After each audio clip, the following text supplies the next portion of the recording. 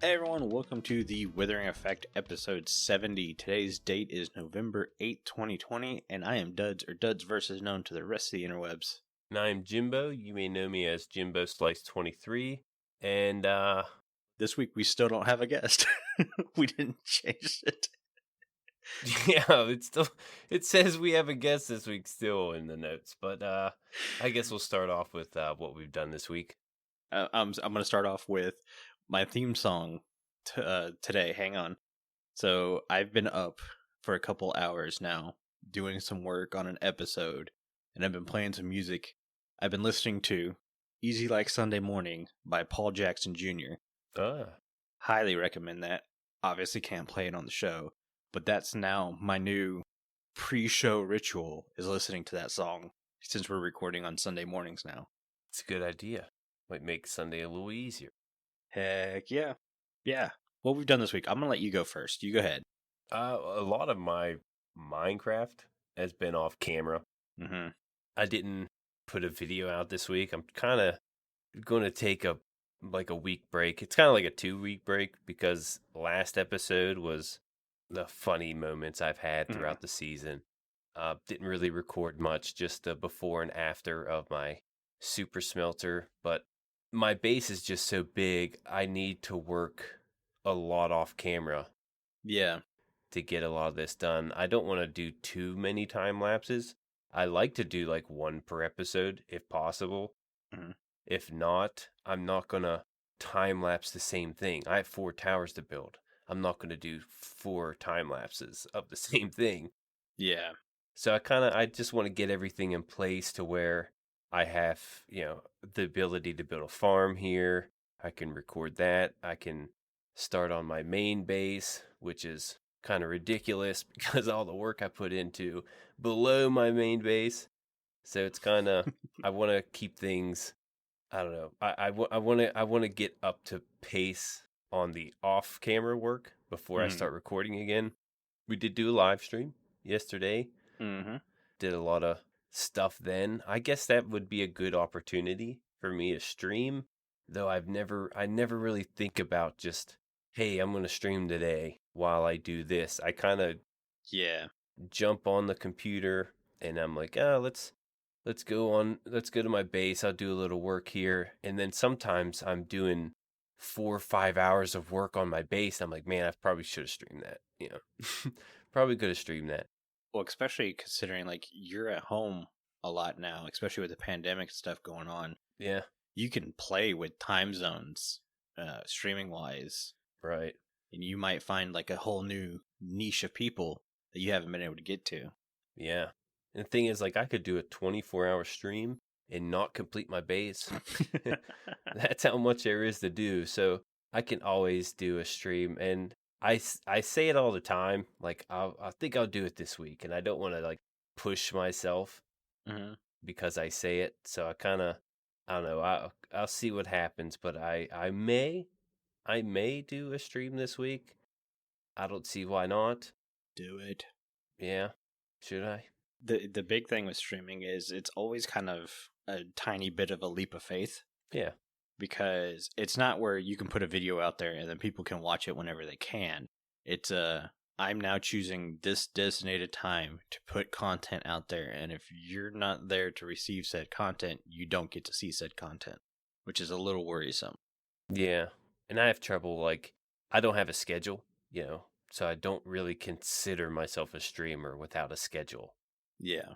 I kind of just jump on whenever. Some people ask me, like, I was doing Halloween trick or treat this year. I had a friend was like, hey, man, I noticed you got that podcast. It's doing real well. And I didn't know they knew, but they were friends of mine on Twitter that, see my tweets and see the show and notice I'm on YouTube and stuff. And he asked me, he's like, do you stream or anything? I was like, no, I don't really stream. Then again, I do it once a month. It's a stream day. So yeah, I don't consider myself a streamer, but it could be well worth the time streaming to finish all the stuff I got to do. I think so. I think you and streaming go together a lot better than, say, like me and streaming. Streaming for me always gets me super nervous for some reason. but you seem to handle it a lot better. So I'd like to see you stream more. Yeah. I'll consider that then. Yeah, your base is just hugely epic, and I want to see more of it. So, yeah, it gives people a lot of inside look at how I do things and how things are going. So, yeah, it could bring. I mean, even everyone wants to grow in streaming or YouTube. Even like with social media, getting followers, that could always help. Oh yeah. That's it for my week. My week revolved around a dome in a hole under the ocean. Oh. And it's very much like you. I am 7 days out from my last episode, which is about when I put out a new episode. But as of yesterday, I had only recorded the intro. So I was way behind, but I knew stream day was going to be the day I got a lot of work done because I had a lot of things planned and in work. And oh man. So the dome has been a grind, but not the grind the mountain was. Like, yeah. The dome's grind is more puzzle based. How can I build this without flooding everything and dying? Okay, now how can I clean this up without having a creeper fall on my face and dying? How can I remove these floating blocks through the air without a skeleton shooting me off of them and dying? So, yeah. And when you do things, you want to do it like the quickest, easiest possible way. So just thinking of the easiest, quickest possible way, you waste time doing that, just thinking about it. But then again, you want it to get done quick. Yeah, I've been doing that, and it worked out really well. I'm pretty sure the dome itself is 95% done. Like the amount of work I did under the dome, cleaning the walls up, trying to get spawnable spots to go away, all the kelp I should probably say that for guys who don't watch the video. So I built a box in the ocean. Jimbo blew a giant hole up there with his flying TNT crater makers, as I'm calling them. That should have been the grind, but that was actually the easy part. Yeah. And so what I did is I built a dome on top of the hole Jimbo made at ocean level, or I should say ground level under the water. And then I had to waterproof it so the surrounding terrain lined up with the dome. And then I flooded the box that I had drained with sponges and stuff. And the only problem with it, the way I did it is I did a netherrack floor and flooded the netherrack and then broke the netherrack. So it's just all falling water. Yeah. On the dome. And I didn't want that because I want fish to be able to swim around and stuff. And falling water, they can swim through it, but they're just gonna block right on the glass. And they make that sound too when they hit the glass. They go block. And I didn't really want that. So what I did is I covered the entire dome in kelp. So as I was working under the dome, cleaning up the walls and stuff and preparing for finally getting to build in here, the kelp was growing up and creating new water sources.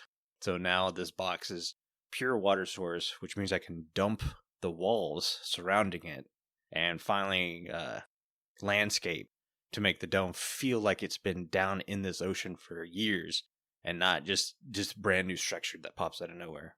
Yeah, it makes sense. Other than that, I've actually been working on my stream in the fact that I've got like sound buttons now. I've been working on my new panels and stuff for my stream, which I'm learning Inkscape, which is another free program, and it's all vector based, which is completely new to me. And I'm old and dumb, so I'm very slow at learning it. But it's been extremely fun to learn a new creative program, so I'm pretty happy with that. Yeah, I've never heard of it. Give it a look. It might help. Yeah, I have to. Should we go ahead and move on to the news because we gotta get going? I rambled way too long. Yeah, I'm ready. All right. This week we have a 117 snapshot 20W45A. If you guys are not patrons, our patrons already got our first impressions episode. We put those up basically the day after the snapshot releases. When they release a snapshot that night, me and Jimbo get together, record 15-20 minutes of our first impressions, and then we go in depth here on the show. Yep. And this is the Java snapshot. There was a Bedrock snapshot with goats and some of the snow blocks, but Java gave us a little bit of other stuff. Java gave us a lot of stuff. Yeah, a lot. Running through what they added bundles, candles, lava cauldron, copper, amethyst, lightning rod, spyglass, tinted glass, and a new mechanic where a shulker hitting another shulker with a shulker bullet can now make a new shulker. I think that's a chance. It's not a guaranteed thing. Yeah, it's kind of random. But I also want to say I think Psycraft has already built a farm using it. They did. I noticed on Il Mango's video they made one. Now this is all, this is a snapshot. Mm-hmm. Mechanics can change. They change all the time, so they might do something different. I do want to talk about this whole shulker box thing. There's one thing I would like, as if when they do duplicate, it would be nice to have a baby shulker box. I just think that would be cool to see a baby shulker box. That's all I wanted to say. So what you're saying is they breed by shooting each other. Yeah, shoot each other and breed babies. Baby boxes. Baby boxes. Is that where, like, if you kill it, the shells only hold half as much as a normal shulker? Maybe, or maybe you gotta wait for it to grow up to get the shells. Wouldn't drop shells. Then you have to, and then they shoot little baby bullets. Yeah. They don't last as long when they lift you up? Yeah, and they don't last as long in the air when they come at you. Just a thought. I see where you're going. I think that might be a little too much, but it would be hilarious to see. Mm-hmm. Actually, it would be more like, oh, look at the cute little baby shulker. Oh, it's lifted me up in the air again. Kill it. It'd be like, blah, blah, blah. And then you'd be same situation. Mm-hmm. All right, Jimbo. I'm kind of curious I'll get into the changes, but I'm kind of curious what a baby shulker box noise would be. Please send us noises of a baby shulker box if you guys are listening to this. Okay, let's get into the changes. There we go. We got quite a few. Entities have been extracted from main terrain chunks and are now stored in separate entities directory, similar to POI storage. Yeah, that should help with lag. Yes. Those new files are still region files with NBT. Not sure what that is. Can you elaborate on that? I don't know what that. So, like how you can go through and you can delete chunks at a time to reset it. It means those entity files will be reset also because they're based on where they're located in the world. They're not putting like all the entities into their own separate file. Well, they are, but those files are still located in the region. I don't know the behind the scenes. That's just me extracting experiences. Next change. Experience orbs now sometimes merge when in large quantities to improve performance. This does not change the rate at which the player can absorb them. It simply limits the amount of separate orbs floating around in the world. Orbs that merge will gain the lifetime of the most recent created one. That's a good change. I like that. Mm-hmm. Particles now appear when pistons break blocks. Simple firework rockets with 1 gunpowder can now be crafted using a recipe book. Finally. Thank you, Mojang. Dirt paths, formerly grass path, can now be made by using a shovel on dirt, podzol, mycelium, or coarse dirt, as well as grass still. Yes. And mine carts and rails work in water. Mm-hmm. Pretty cool changes. Those last 3 changes are huge. Yeah. By huge, I mean just huge to the life of the game. Quality of life, yeah. Yeah. Really does help. You know how much of a pain it is to make a path block? Mm-hmm. If you were to manually put a path block in, you'd need grass block. In order to get grass block, you need silk touch. So that's a huge change. I really like that. Yeah. Let's move into listener comments because, like I said, we've got a huge show and we hinted at, or we told you what's coming on 117, and we're going to get more into it for the main topic. But first, we have a comment from Dirty Blonde 655, new mod for the Discord, by the way. So give them a hi or a taco next time you see them. That's our Discord thing. And they ask, forgive me if you talked about it in the most recent podcast. I've been busy and haven't had a chance to listen to it. but a weather update is something I would love to hear your thoughts about. If you're using an elytra and you have little control during windy... Oh, like if you're using an elytra and you have little control during a windy day. Sunday mornings do not work well for me reading. Yeah. It's easy like Sunday morning. Yeah. Weather has always been one of those things in Minecraft that I think gets disregarded. Every time it rains on a server, what's the first thing that happens? People run and try to sleep and get rid of the rain. No one likes the rain. So I think your biggest thing would be to try to make weather nice on a server, or just in the game in general. And I don't know if you're gonna find a way to make weather nice. I don't know. Like wind, you can't really put wind into Minecraft, I don't think. I don't know of a good way to do it. I mentioned a long time ago about the animation of maybe seeing the grass sway from the wind. I wouldn't know how you would make it to affect the player. That is a cool idea. It's definitely different how the wind can make, the flight a little bit less controllable. The weather thing, they kind of give it to you. Besides the rain part, like they kind of give it to you within biomes. Like every biome has its weather. That's where you get your weather. Seasons, I was always for seasons until maybe they implement it. Maybe I won't like it. Yeah. But I would like to see something like that. I guess you would have to play with the, resource pack that has it to see if you would like it. You can always play with it. The wind thing, though, you don't have that anywhere. It's definitely a different thought. I don't know if that would be a thing. I do like the wind animation. Yeah, for me, if they were to add wind, it wouldn't necessarily be in like a weather type update. It would be in a redstone type update. Now that we have lightning causing redstone signals, imagine wind powered redstone signals. Say you build a turbine and every couple random ticks, turbine spins and it pushes out a redstone signal. Or maybe you put it in a good place where it's constantly spinning, which means the redstone signal is always on or something. I don't know. Just off the top of my head, I don't think there's a good enough way to put weather in the game without causing natural problems.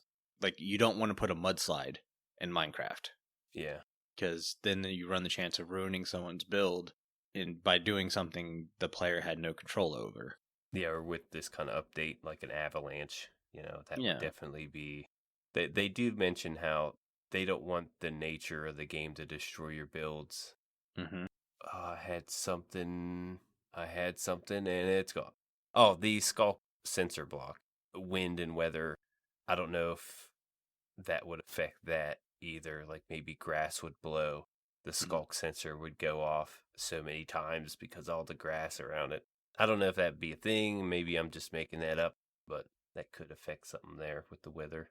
I'm trying to think, and honestly, you look at the little bit of weather we have now, and it's not great. It's a nuisance, really, especially for us that make YouTube videos, because it just compresses absolutely horribly on YouTube. Yeah. So we try to get rid of the weather as quick as possible. There's times where you need a thunderstorm if you want to charge creeper and stuff, but other than that, you can't sleep through the rain. It's only thunderstorms, so you got to put up with the rain to do what you're doing, which can be annoying. The only good looking weather in the game is snow, and you have to live in a snow biome to get it, and no one wants to live in a snow biome. Yeah. Yeah, thanks for your comment. I'm sorry we can't come up with a good way to implement weather into the game, but those are our thoughts. Not great thoughts, but they are thoughts. I do like the thought of it, though. How the wind can mess up your flight. It's just interesting. Never heard of that before. Thanks for the comment. Talked about how Dirty Blonde is a Discord mod for us. Let's get into the Discord ad this week. This week's Discord ad is from a former guest, Cass. Take it away. Is this thing on? I'm Cass, and I'm here to figure out why you have yet to join the Withering Effect Discord. It's a great place to hang out with other Minecraft enthusiasts and the creators of the show. It's also the only place you can vote for Block of the Week. The link to join the Discord is in the show notes.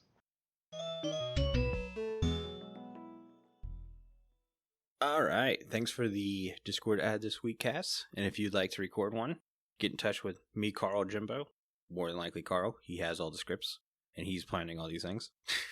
But, yep, Discord is the only place you can vote for Block of the Week, which is getting an update soon. So if you guys want to get in on the action, go ahead and join the Discord. But this week, our blocks to discuss are the dropper, cartography table, and the lectern. And the winner of block of this week is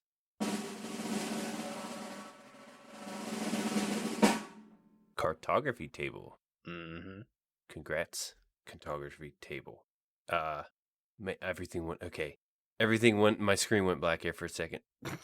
So cartography table had 30 votes overall. Pretty big. Dropper had 11. Lectern was 7. It's a pretty overwhelming vote for the cartography table. Mm-hmm. And a couple things on that. Cartography table can be crafted with 2 paper and 4 of any wood planks. It is used for cloning, zooming, and locking maps. Used as a cartographer's worksite. It can be found naturally in villages. Locking a map on the cartography table requires a glass pane to prevent the map from changing. And it can be mined with an axe, but could be mined by hand. Yeah. And so when it comes to updating the cartography table, I had a discussion with this on stream, and people kept talking about what it could do to maps, because that's what a cartography table is. It works with maps. And I was like, that's great and all, but we have this new item coming to 117, and I would like it to be able to interact with the cartography table a little bit, because maps are all well and good, but even I will look at a map and go, how the heck do I get there? Yeah. And I was like, a good way to do it is if you have a map with a point of interest on it, you know, like the banners, how you can create points of interest with banners on maps. If you could take a map with those and combine it with the new spyglass, the spyglass will now have a dot on it where you could just kind of be looking through it and you'll see the dot, and you start traveling towards the dot would get bigger and bigger until you've hit that point of interest. And to me, that would be a way to combat the gripe of, well, the spyglass is just an Optifine addition. I'm not going to use the spyglass because I use Optifine. Well, imagine if the spyglass, you could put points of interest into it, so you don't have to look for the map anymore. You've now got the spyglass so you can zoom and see your point of interest. Yeah, it kind of upgrades the compass. Yeah. Also. Mm-hmm. But you still need the compass for the map to make the map, so the compass would still be involved. Yeah. Yeah, that'd be pretty neat. I think so. There is a really good suggestion in the Discord from Square Root. Mm-hmm. He mentioned that he wanted to give a way to recenter a map. Because I hate when I generate a map for my base area only to find that it's way off from the center or the cutoff point. Mm-hmm. I want to be able to center my base on a single map. I think that's a pretty good idea. Be able to center things on a map. Mm-hmm. I think to do that, you'd have to have a way to lay out multiple maps, because obviously a map just holds those few chunk generations. So you would have to have multiple maps and then be able to like move a little cursor around. Yeah, move by chunk. Yeah, and it's like, I want to highlight these chunks. These are now my new map. Yeah. But that also makes what map art so great, is that somebody was able to find the perfect center of a map and then do these crazy designs on top of it. Yeah, the map art kind of correlates with that, or goes against that, I guess you could say. Mm-hmm. He did mention something about it getting a display on your map for the coordinates. That's not too bad either. No. Like instead of looking at your map and just seeing a banner, that banner would give you the chords. Or maybe you can put something else down that could give you the chords on that map. Because maybe the map you're looking at is a lot further away, and you can look at it, put your cursor over top of an area and get those chords. Mm-hmm. Wouldn't be a bad fix. It'd probably help in Bedrock more because it's easy to access chords in Java. Bedrock might need a little bit more help to find chords. Yeah. Anyways, let's move on because we still have a lot to cover and we're quickly running out of time. Yeah, I just wanted to give a shout out to Square Root because I thought that was a pretty good idea. Yeah, very good ideas. So 117 snapshot 20W45A. What we're going to do is I'll read a section, and basically, like, I have amethyst is the first section we're going to read through. And amethyst has 1, 2, 3, 4, 5 sections. So I'll read a section, we'll talk about it. Yeah. I'll read another section, talk about it, and then we move on to the second thing. Jimbo will read one, and we'll do the same thing back and forth. And we're following the snapshot page on Minecraft.net. So if you want to follow with us, that's what you can do. Link should be down in the show notes. It's all actually in alphabetical order. Well, there we go. Even better. So amethyst. Amethyst blocks comes in block form inside geodes in 2 ways. Block of amethyst and budding amethyst. All types of amethyst blocks, clusters included, create beautiful sounds when you walk on them, break them, place them, or hit them with a projectile. Very true, and it's very cool sounds, and I'm super excited for amethyst. Yeah, I didn't expect those kind of noises, but I do like them. Straight up like wind chime sounds. It's awesome. Mm-hmm. Which makes sense, being crystals. Mm-hmm. So now we have the amethyst clusters. They grow from budding amethyst, which can be found inside the geos. Clusters have 4 growth stages: small amethyst bud, medium amethyst bud, large amethyst bud, and amethyst cluster. Clusters can only grow when they are placed on budding amethyst blocks. Fully grown amethyst clusters drop 4 amethyst shards or more with fortune, or when using an iron pickaxe, Jesus, words. Iron pickaxe or higher is used, and drop nothing otherwise when broken. So you gotta use a pickaxe or you get nada. Mm-hmm. Clusters can be silk touched at any stage. Now, we didn't mention this before, but the 2 amethyst blocks, one can be used for growing the amethyst, and the other one can be mined, but the one to grow the amethyst can't be mined. Right. There's the only way you can distinguish them is there's kind of like a star inside the middle of the ones that you can grow from. Mm-hmm. Those are the budding blocks, by the way. Yep. The geodes themselves can be found anywhere underground in the overworld, but we have seen in the snapshot that a lot of them are spawning like at terrain level at 65. I didn't notice that. So they're like sticking out of the ground. They have a new outer layer called Tuff, which is kind of a rough looking andesite block, and a second layer called calcite, which looks like a smoother, less noisy diorite. Mm-hmm. And then the inner layers, the amethyst blocks and stuff. Yeah, I'm kind of curious if we're going to get stair and slab variants of the Tuff and calcite. That would be pretty cool to see, but nothing on that yet. No, I doubt it, honestly. Yeah, it doesn't look like it. It says shards drop in a cluster up to 4, or drop 4 shards and then more with fortune. We already talked about that. Mm. Budding amethyst. On any side of budding amethyst block where there is air or water source block, a small amethyst bud will eventually grow. Amethyst buds can only grow when attached to budding amethyst and will grow until they become amethyst clusters. One thing they're not mentioning is you can't move the block these things grow on. Like, they have to stay in place. Yeah, you can break it, but you're not going to get the block. Yeah, it can't be moved. Got to be farmed. Crystals got to be farmed in that zone or biome, whatever you'd like to call it. Mm-hmm. I did notice that, at least as of right now, they can be pushed with pistons. Oh. Except for the clusters, but all the other variants below the clusters, they can be pushed with pistons. They don't break. Usually you hit it with a piston, it drops it as an item, but not in this case. At least for now. Nifty. I'm sure we will see farms in use of said mechanic. I did see a cool idea on Twitter where they mentioned that maybe you can make more of the budding amethyst just by keeping them kind of like how grass spreads through dirt. Maybe the budding amethyst block can spread from budding amethyst to regular amethyst. I thought that'd be a cool idea, but they mentioned it would take time. I guess there's a little balance in there. Because in this case, you would have to, leave your budding amethyst block where it's at and just farm them, and they can be all over this little circle range. It might be a little difficult to farm in that case. So they mentioned maybe you can, maybe it can spread. Yeah, Thought that was a pretty cool idea. I agree. I'm not a fan of the farming things on plates. Like I honestly think you should be able to silk touch spawners and move them. I get why you can't. It's a very OP thing, and you're basically trusting your player base not to take advantage of it. But I don't know. Yeah. If I'm in a single player world, I definitely am like considering silk touch spawners just to make my life easier. Because I mean, it's Minecraft. You play Minecraft how you want to play it. That's the great thing about it. Mm-hmm.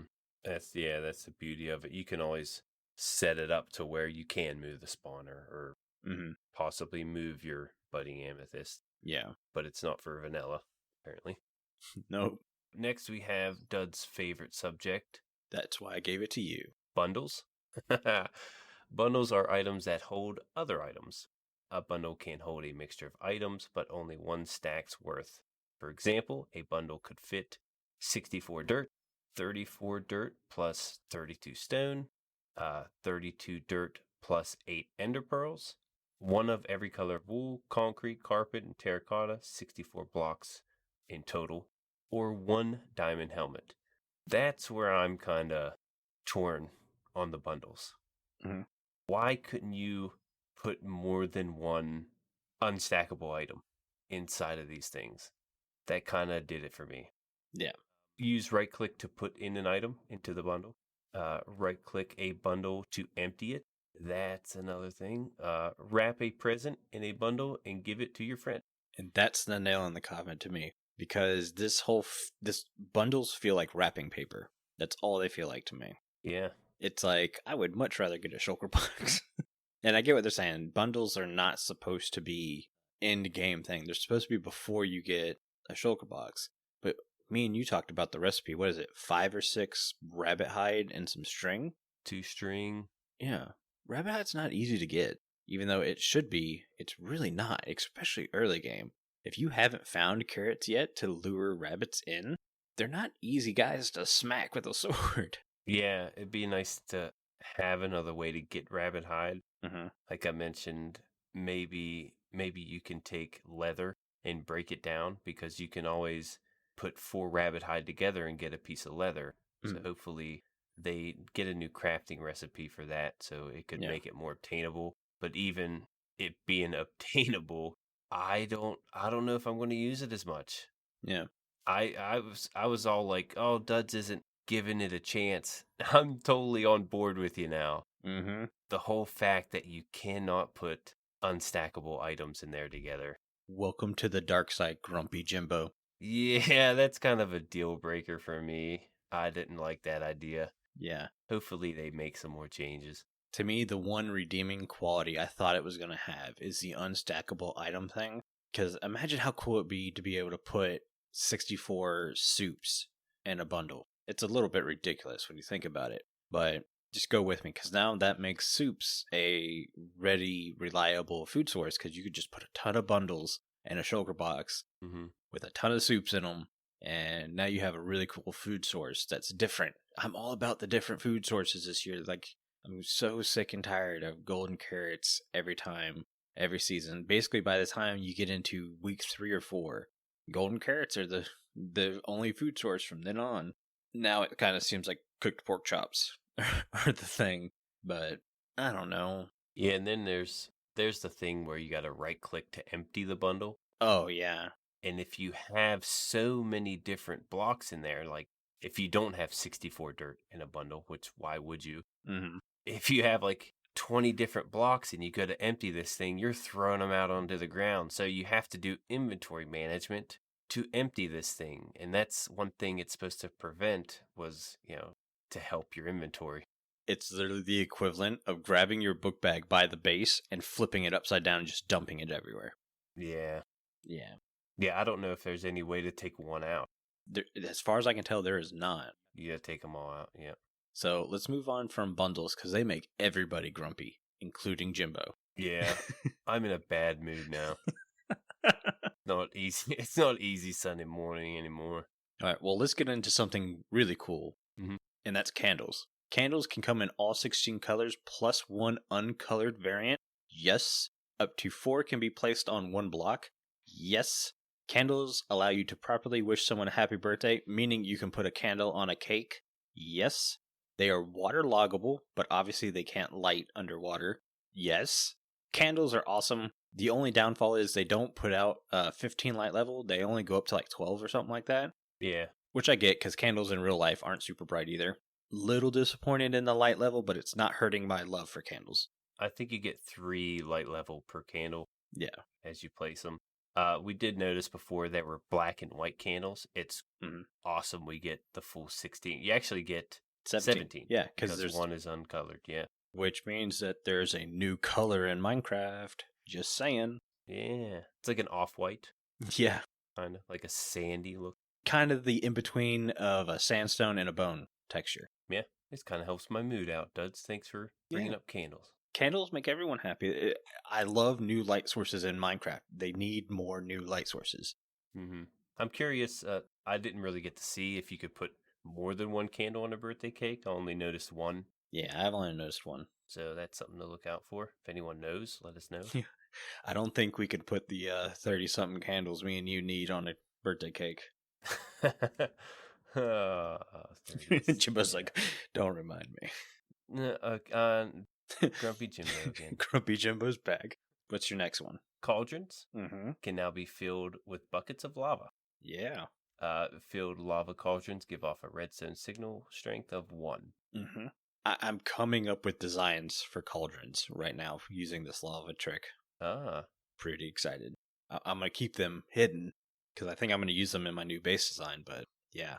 Yeah, I could see them as a good trash can. Trying to think of other ways I could use it. I'm sure the Minecraft community can think of thousands of different ways, but as of right now, it's a cool update, but it's nothing mind-blowing. Well, the big thing I want to know is if lava in a cauldron will still set wood on fire. Yeah. So if it now doesn't set wood and stuff on fire, that's a huge update early game. And now that you could have an easy 15 light level light source that does multiple things. There you go. That's what I needed. It's another light source. Yeah, you're welcome. So let's get into copper. Copper has a ton of stuff again, so I'm sorry you have to put up with me reading. I'm glad you got all the all the big reading stuff. Yeah, I usually give you the big reading stuff, but it didn't work out this way this week. So copper blocks. You can craft copper blocks using 9 copper ingots, craft cut copper stairs, and cut copper slabs. First of all, cut copper, I mean, that's dangerous. You can cut yourself. Sharp edges. And you can use honeycomb to wax the copper blocks, and that keeps them in their oxidization state. So whenever you see one change state to a state you want to keep, you just rub the wax on it, or the honeycomb, and it waxes the copper. I think it changes the name of the copper too. So if you're trying to do an item sorter, you need to have that on mind. Of course, now I want to know if you have a copper in an oxidized state that's not waxed and you break it, does it stay in that state or will it change in your inventory? Dun dun dun. I think it stays in that state, if I'm not mistaken. I would think so too. There wouldn't be any reason to wax a fully oxidized copper because it would just be green. You know, it wouldn't change from then. Yeah, well, I'm saying like if it's in the first oxidation state, you break it, you forget about it for 3 months, you come back, you put it down, it remembers that state it's in, or does it automatically go back to regular copper, or I don't know. Gotta play with it. Yeah, I was just mentioning, don't use your honeycomb to wax fully oxidized copper. Yeah, don't do that. That would be a waste. That would be a waste. Copper ore can be found in ore blobs, no longer veins. It's blobs across the overworld, similar to iron and coal. And they're saying that this is not the final generation. They're going to play with it some more. You can smelt copper ore to get copper ingot. So it's literally just like iron. It looks like 1 ore equals 1 ingot. So hopefully there's a good amount of ore in a blob. Because obviously stairs are really expensive. Yeah. And I don't know if a metal block, such as copper, is going to get to use the stone cutter as a way to make stairs and slabs. So And if I'm not mistaken, this is the first ore that you can make stairs and slabs out of. Oh, you were right. Never really thought about that. Yeah, I'm trying to think back. I think you are correct, sir. Good one. Yeah. Well, speaking of the fancy things this new ore can do, you can craft a lightning rod. It's crafted from 3 copper ingots, I'm assuming straight up and straight down. Your crafting book will tell you. To keep your build safe, you can use the lightning rod, and during thunderstorms, lightning will strike the rod and not your wooden roof. So your house will no longer catch fire. The rod itself will protect an area 4 times 16 blocks around from the sometimes devastating lightning strikes. Really worded things. Maybe I'm just really bad at reading. Yeah, I didn't know sometimes they can be devastating. Didn't know. Yeah. Lightning rod also gives a redstone signal when struck by lightning. We talked about that earlier, which means redstone is electric. Yeah. So we actually get 2 redstone blocks from this update. That and the skulk sensor. Yeah. But that also means to me that copper should also conduct redstone signals, which I don't think is going to happen. I think that's just too much. It's a good thought. Yeah, if lightning rods can produce redstone signals, then I feel copper in itself should be able to produce redstone signals, which honestly is something I'm against. I'm not a fan of that. So, I don't know. Yeah, I guess if you would give copper that ability, you might have to give it to iron and gold. Exactly. So, yeah. So, copper will oxidize over time. There are 4 stages. You have copper, lightly weathered copper, semi-weathered copper, and weathered copper, which is the pure on Statue of Liberty green. Mm-hmm. If you guys didn't know, the Statue of Liberty was made out of copper, and yes, it was very orange when it was first installed. It takes 50 to 82 Minecraft days in loaded chunks for a copper block to oxidize one stage. I like this. I'm okay with that. Yeah. Yep. It means that farming copper in weathered states is going to be really tough, but at the same time, I think it's really cool. I'm willing to have the grind for copper because of the copper is just going to be a really cool detail block from now on. It's going to be amazing. I can't wait to use it. Mm-hmm. And like we said, if you have your copper in a state of oxidization you like, wax it with the honeycomb and it stays in that state. You can wax it on any state, which means you'll be able to keep those blocks forever. I don't know if you can unwax a copper block, though. That's a good question. It would be nice if you could throw a copper block in a cauldron with water and it would remove the wax. Yeah. Give another use for some cauldrons. Yeah, but then again, wax is supposed to prevent water. That's true. Didn't think that through. So there might be something else to use to get the wax off. That is I never really thought about that. Can you unwax it? I do love the idea that it takes so much longer for it to change state. Mm-hmm. They wanted it to have that feel of age, I guess. Mm-hmm. And if you'd make it every 20 days, we were thinking 30 days. Yeah, would be long enough. But yeah, I was thinking, these are going to change in like 15, 20 days. And on a server, days go by so fast, yeah, things are going to get to the oxidized state so fast, you're not going to be able to tell, the lifespan of it. But I do like the idea. If you're playing in a server with a bunch of people and you're all living in the same area and you want certain oxidization states, you basically have to lay your blocks out. And then when you get off for the day, you have to pick all your blocks back up and then hop back on, put all your blocks back down, and then pick them back up. Because people are playing almost 24/7 when you start a new server, which means those oxidation states are just changed. Yeah. You'll go to bed one night and you'll come back and everything's green. So you're like, you can't have that. So yeah, you'll miss the middle, the change. Yeah. Next item on the list, Jimbo. Next item we have spyglass. You can use your spyglass to see faraway things. Pretend to be a sea captain or catch your neighbor in an act as they dye your sheep lime green. I don't know why that was in there. I guess that's just an example. Yeah. The spyglass is crafted from 2 copper ingots and 1 amethyst shard. The only thing I have to change with the spyglass is the rounded texture. While it's pixelated, it doesn't feel very Minecrafty. And the fact that it's always a sprite, and by that I mean it's a 2D item. Even like when you're holding a sword or a shield or an axe or whatever, those are still technically sprites. They still feel a bit 3D, especially the shield. Mm. And I would like the spyglass to take on that 3D look and also have the on-looking shadow go from circular to a more squared shape, considering that's the shape the spyglass probably would be in game anyways. Yeah, I'm okay with the circle shape. Yeah. Maybe a little more oval. I mean, out wide, wide ways. Mhm. Oval it that way. But yeah, I'm okay with the circle shape. There's really, I mean, if you don't have Optifine, that gives you a reason to use it. But without it, man, it's kind of, or with Optifine, you really don't need it. I mean, you get a better look with Optifine. Yeah, the spyglass does zoom in a lot further than Optifine, Oh, does it? but the problem if you only have like 10 chunks is your vision range, does it really matter? Mm-hmm. Right. I don't know. But you can spy on your neighbors trying to dye your sheep. That was they mentioned it.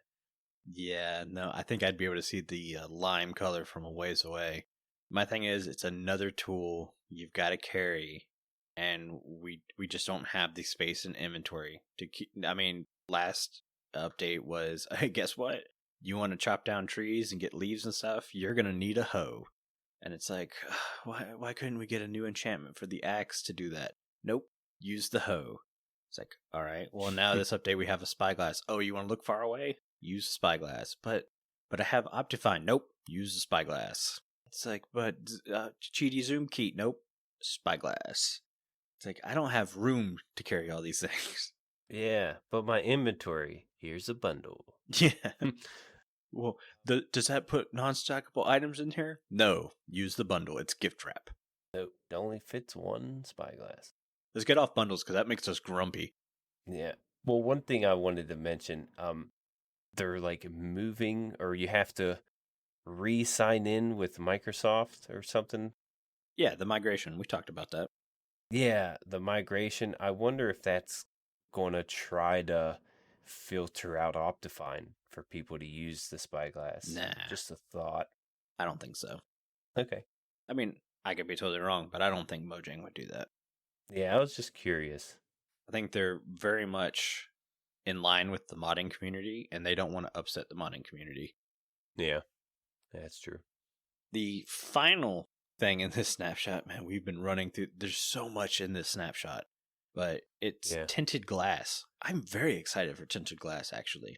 So, tinted glass is a type of glass that does not allow light to pass through. So, we can see through it, but no light actually goes through. So, you can build the dark room out of tinted glass, which is awesome. Mm-hmm. And to craft it, you put a glass block in the middle of 4 amethyst shards, and you get tint. Tinted glass can be obtained without silk touch and does not shatter like normal glass. That's good. That's kind of very cool. The only tinted glass I've seen, though, has just looked black. Yeah. So I don't know if you can do colored tinted glass or not. I didn't notice. I'm thinking like, so your witch farm, which you've fully enclosed so it stays dark, but you can't see inside of it because it's dark. You could have used tinted glass. Mm-hmm. Glass would make it, glass would make it unusable. No more do you have to do big roofs over dark mob farms. You can just use tinted glass. Mm-hmm. Spawners as well. Mm-hmm. Spawners as well, same thing. You definitely see that. So I'm looking forward to using tinted glass. It kind of feels like it's very specific, but it's a specific use that I would find useful. So, yeah. And I'm sure there's definitely creative ways to use it. My first thought is there a way to use it to get the mirrored effect finally? I don't know. One thing to note that I'm pretty sure it's not a transparent block, so you can suffocate in it. Yes, very true. Unlike the other glass blocks as well. Yes. So don't try to ride a minecart through it. Yeah, don't do that. I don't think people do that anymore. From the old days when you needed glass blocks over minecart rails so nothing spawns on them, but yeah. Anyways, so that's kind of it. Before I have Jimbo read us out, I want to say a huge thank you to all of our patrons for supporting the show. Our milk level patrons are Aubni, ChiefBigBear, Crock, ohbeep, StoneFigure, TheOfficialCCL, viperoustuna, and YDYT. That list is getting long. I'm having to take breaths in between. I took a breath. Yeah. If you guys would like to get access to exclusive benefits and hours of extra content each month, please consider joining at patreon.com/The Withering Effect. And if you like the show, you can share it with all of your friends and on social media. If you listen on Spotify, follow us. Or if you listen on Apple Podcasts, leave us a nice review. Doing any of these really helps the show reach more listeners. If you'd like to get in contact with us, send an email to podcast@thewitheringeffect.com.